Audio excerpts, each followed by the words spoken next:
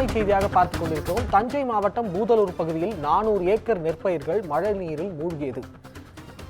3 நாட்கள் ஆகியும் இதுவரை தண்ணீர் வடியாததால் பயிர்கள் அழுகி சேதம். தண்ணீர் வடிய நடவடிக்கை எடுத்து பயிர்களுக்கு உரிய இழப்பீடு வழங்க விவசாயிகள் கோரிக்கை. இதுகுறித்து கூடுதல் செய்திகளுக்காக நம்முடன் செய்தியாளர் சரவணன் இணைந்திருக்கிறார். வணக்கம் சரவணன், கூடுதல் தகவல்களை பதிவு செய்யலாம். வணக்கம் அபிஷேக். தஞ்சாவூர் மாவட்டத்தில் தொடர்ந்து கனமழை பெய்து வந்து கொண்டிருந்தது. டிட்வா புயல் காரணமாக தஞ்சாவூர் மாவட்டத்தில் பூதலூர் அருகே உள்ள வெண்டையம்பட்டி, ராயமுண்டாம்பட்டி, மணேரிப்பட்டி உள்ளிட்ட பல்வேறு பகுதிகளில் சுமார் 400 ஏக்கர் மேல் சம்பா தாளடி பயிர்கள் விளைநிலங்களில் மழைநீர் சூழ்ந்துள்ளது. விளைநிலங்களில் மூழ்கியதால் அந்த பகுதி கடல் போல் காட்சியளிக்கிறது. தற்போது அந்த காட்சி தான் நம்ம பார்த்து கொண்டிருக்கின்றோம். இதனால் பயிர்கள் நீரில் மூழ்கி அழுகி உள்ளதால் விவசாயிகள் வேதனை தெரிவிக்கின்றன. கடந்த 3 நாட்கள் ஆகியும் இதுவரை இப்பகுதியில் நீர் வடியாமலே விளைநிலங்களில் நிற்கின்றனர். இந்த பகுதியை முறையாக தூர்வாரப்படவில்லை என்று விவசாயிகள் கோரிக்கை விடுத்திருக்கின்றனர். இதுவரை எந்த ஒரு நடவடிக்கையும் மேற்கொள்ளவில்லை என விவசாயிகள் வேதனை தெரிவிக்கின்றனர். வருவாய்த்துறையினர் மற்றும் வேளாண் துறை அதிகாரிகள் இதுவரை பாதிக்கப்பட்ட இடங்களையும் பார்வையிட வரவில்லை எனவும் விவசாயிகள் குற்றம் சாட்டி வருகின்றனர். இதனால் ஏக்கருக்கு 25,000 முதல் 35,000 வரை செலவு செய்துள்ளதாகவும் இப்பகுதி விவசாயிகள் வேதனை தெரிவிக்கின்றனர். மேலும் வாய்க்கால்களை முறையாக தூர்வாராததால் மழைநீர் விளைநிலங்களில் தேங்கி நிற்பதாகவும் தமிழக அரசு உடனடியாக தண்ணீர் வடிவதற்கான நடவடிக்கை எடுக்க வேண்டும். பாதிக்கப்பட்ட விவசாயிகளுக்கு முழுகியுள்ள பயிர்களையும் உரிய இழப்பீடு வழங்க அரசு முன் வர வேண்டும் என விவசாயிகள் கோரிக்கை வைக்கின்றனர். அபிஷேக், தகவல்களுக்கு நன்றி சரவணன்.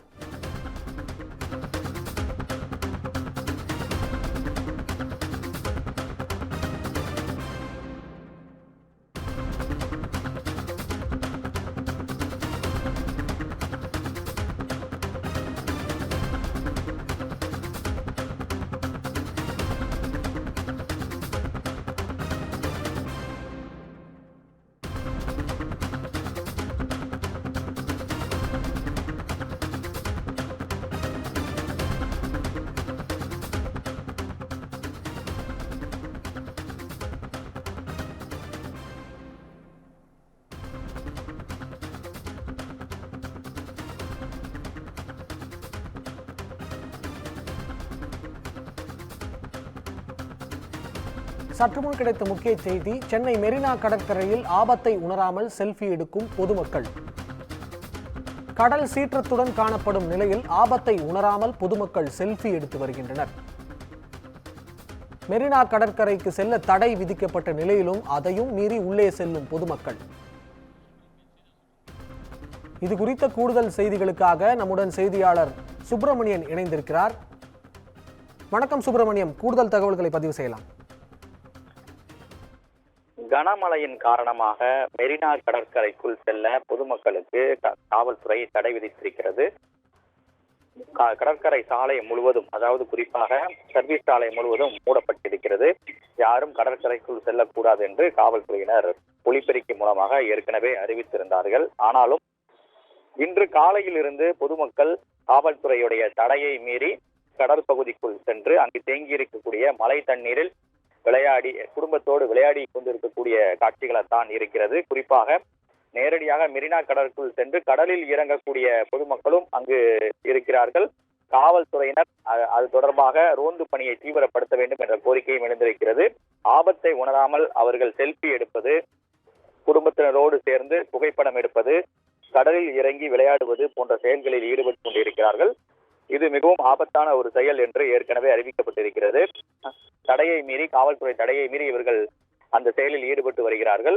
எனவே காவல்துறையினர் அந்த பகுதிக்கு சென்று ரோந்து பணியை தீவிரப்படுத்தி அவர்களை அப்புறப்படுத்த வேண்டும் என்ற கோரிக்கையும் எழுந்திருக்கிறது.